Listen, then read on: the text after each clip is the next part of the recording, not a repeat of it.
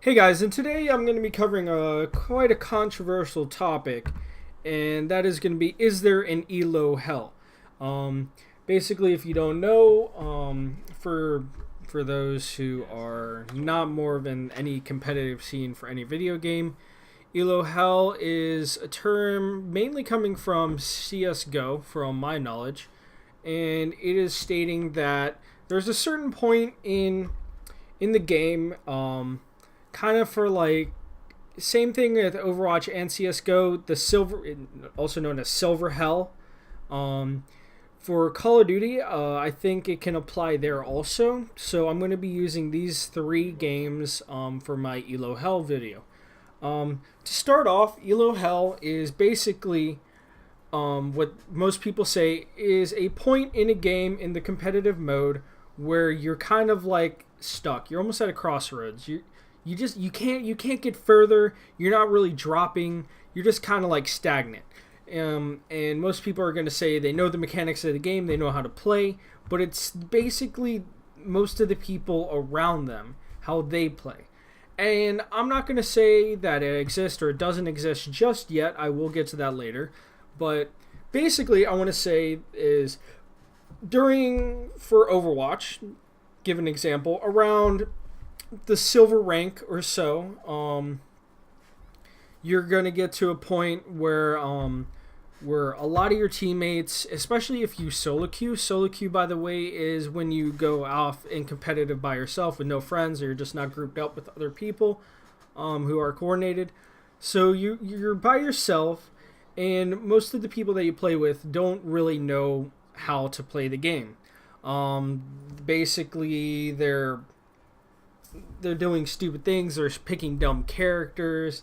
They're doing stuff that to you or other people in your team might seem like a really basic like strategy or basic kill or something like that, where the people that you're coming with are either don't understand that, don't want to listen to you to try to win the game. They don't really care if they win or lose. They're trolls. They leave the game early. They do this. They do that.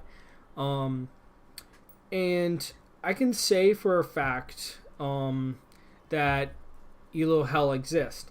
And the reason I just gave before that is the reason that Elo Hell exists.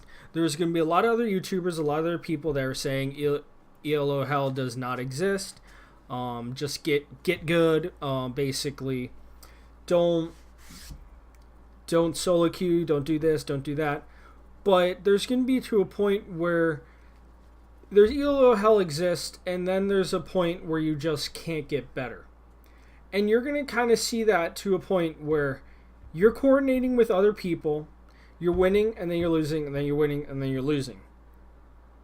Now, you could say that, but also sometimes even when you're in a group, the people that you're with are either good or either bad. That's another problem with ELO hell. Sometimes you're going to get really. I'm going to take silver. For silver, and I can't remember in Call of Duty, it's been so long. Silver in Call of Duty, silver in CSGO, silver in Overwatch. That's where the main problem in ELO hell is. So, ELO hell, for those, you're either going to get really good silver, maybe even some gold players in there, a really good gold player, a really good silver player. I mean, you can get really bad gold player, you could get really bad silver player, or even maybe even a bronze player in there, depending how higher up you are on the silver ranking. So it could be very volatile in that sense, where there isn't a definite state where everybody's kind of at the same area. Now, for Overwatch, if you're in Masters or Diamond or something like that, you kind of can tell everyone has a sense of the game. I am not in that, unfortunately. I am actually stuck in Elo Hell right now, and I'm not saying this because I'm stuck in Elo Hell. I'm not saying this because I'm not in Elo Hell or whatever in certain games. I'm saying this because it's come to a point where you're basically let's say you're a good player. You're a good player. You do the strats right. You watch videos on what to do, this, that, and you're doing everything by the book. You're doing everything the way it should be done. you're trying to call out strats, call outs, where the enemy is, what they're using, or how many flashbangs they're using, CSGO. Um, and it's come to a point where you know what you're doing, but you're rolling the dice whether you get a really really good opposing team where they're just straight up better than you, or you could get a really bad opposing team, or you could get a mediocre or some people right around your skill level. So you're not going to get the exact same amount of skill in that section of what is known as ELO Hell, where you just can't get unstuck. And same thing with your teammates. If you solo queue, you could sometimes either be very volatile with the teammates. You could get really good teammates sometimes. You get really bad teammates. You can get mediocre teammates. You can get trolls on either team. You get levers, this, that. There's a bunch of other factors that make this what is known as ELO Hell. Now, to get out of this, there is no, from my standpoint, there is no clear definition. For Call of Duty, I started my real competitive scene where I was actually playing, it was game battles, MLG game battles for actual money. With those people that I got with, I was able to get out of that ELO Hell, in a sense, fairly easily. Now, some people are going to say Call of Duty there really isn't one, but I will beg to differ in the sense that in every game, in every competitive scene, there's going to be a point where some of the players you're going to face are good, some are going to be bad. It's kind of rolling the dice, whether you get bad players or good players on either side of the team, on your team or the enemy team. Now that has become very prominent in the CSGO, and that is where I felt the most pain in CSGO. I have other friends in CSGO which are unfortunately I can't remember the rankings in CSGO. They're fairly high up in CSGO. I was only like a gold 2, I think, or like silver 4. I can't really remember. It's been so long since I played CSGO. And you will get the same people. You get volatile people. I know I kind of sound like a broken record here, but if you're trying to see where I'm going, you'll kind of understand. You'll get volatile people, you get good players, bad players, this, that. It's just all over the place. You don't even know what's going on. And also with CSGO, you don't know where your rank is really. Now, in Overwatch, it's very simple. It's very laid out. You win a game, you probably go up about 40 SR, maybe. I'm just roughly guessing this. You lose maybe 20, 25 SR. You lose, sometimes even more.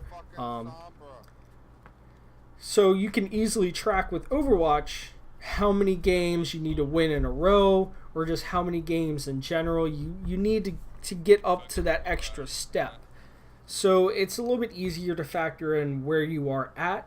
While in CSGO and more of like Call of Duty, it's slightly harder to factor in when am I going to rank up, how many games do I have to win to rank up, where am I exactly in this silver ranking, why am I being placed with good players, sometimes bad players, other times, and it can become very frustrating for a lot of people that think that they're doing the right thing. They're watching a video like this, a video that I made about ELO Hell, about what it is, how can I get out of it, and unfortunately, in every game, there is going to be a different technique to get out of ELO Hell, but the one main factor I'm going to say to help you guys get out of that ELO Hell is to group up with friends. And I'm not talking about like just like your buddies from like school or work or whatever, because a lot of times they won't take the game as seriously. And I'm not saying take the game extremely seriously. Now, competitive, you're trying to get good. You're trying to get better, improve yourself. So definitely take the game seriously, because it doesn't do justice to others or to yourself that you're in competitive. The competitive play, you're not per se in the competitive scene, because there's a difference between just playing competitive scene, but that's a different video for a different time.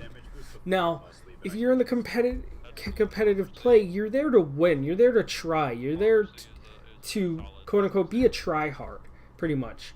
You're gonna pull out all the stops you can to beat this team, no matter how cheap, no matter how dumb it looks. Whatever you can do to beat that team, you want to do to win, basically.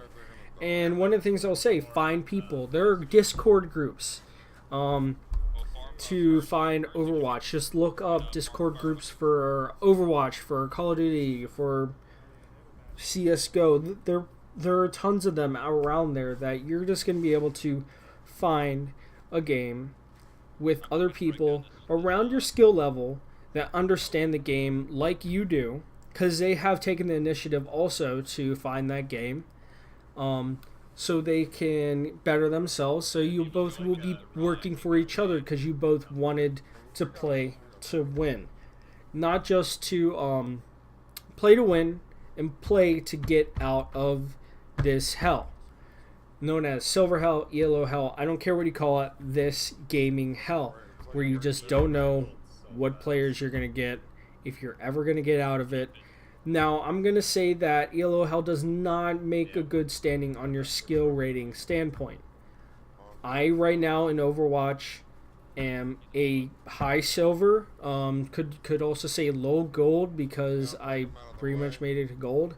But I am a high silver, and I played on other people's accounts. I have played at the diamond level and slightly above, and I have easily held my own in that.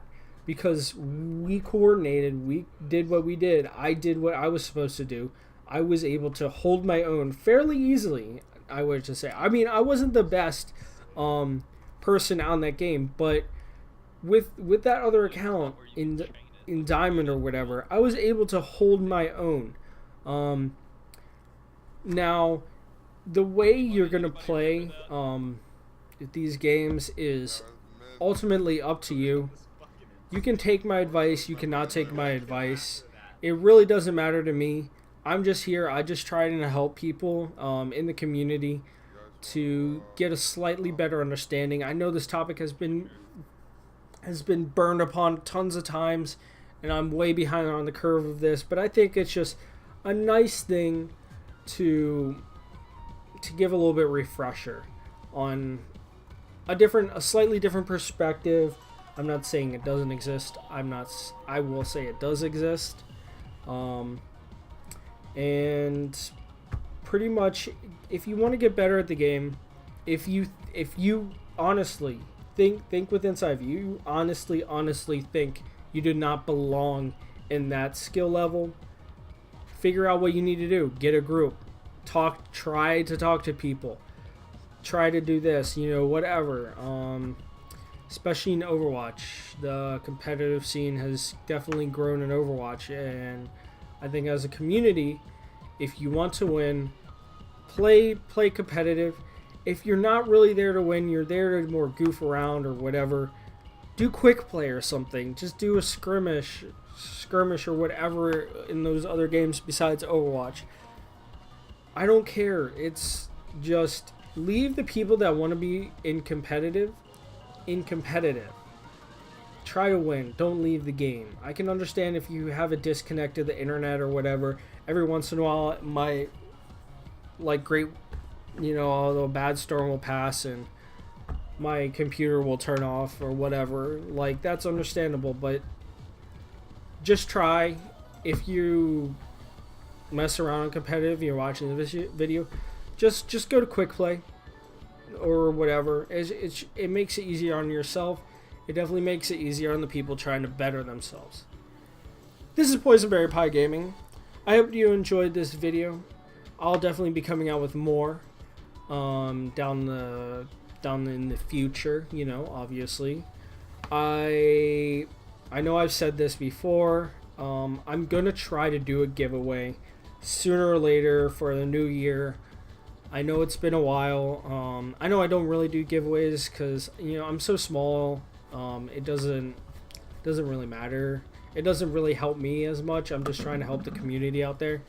But thank you all for watching this video. I hope you all enjoyed it, and I hope I can all see you in the next video coming up probably tomorrow, actually. I have a video in mind.